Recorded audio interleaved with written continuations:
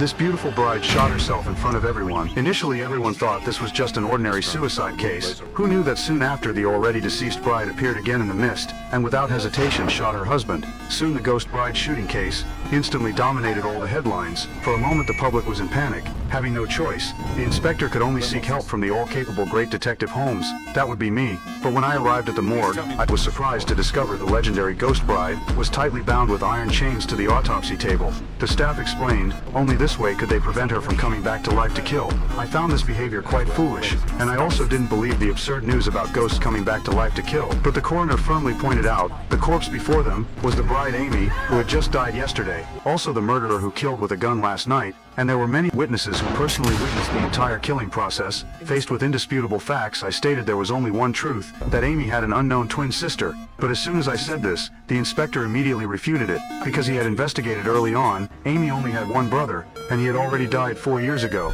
Just as the case reached a deadlock, the coroner suddenly noticed there were fresh bloodstains on the bride's corpse. These bloodstains weren't there when she was brought in, and while we were talking, I suddenly discovered on the wall, there was also a new line of bloody writing.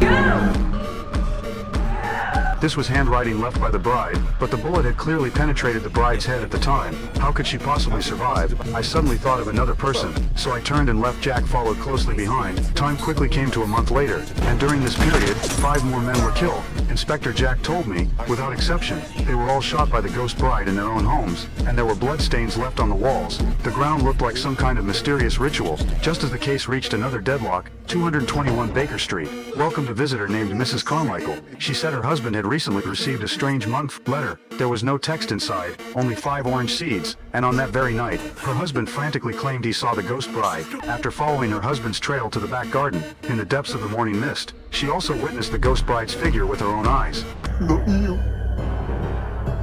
No. This night, Eustace Carmichael, you will die.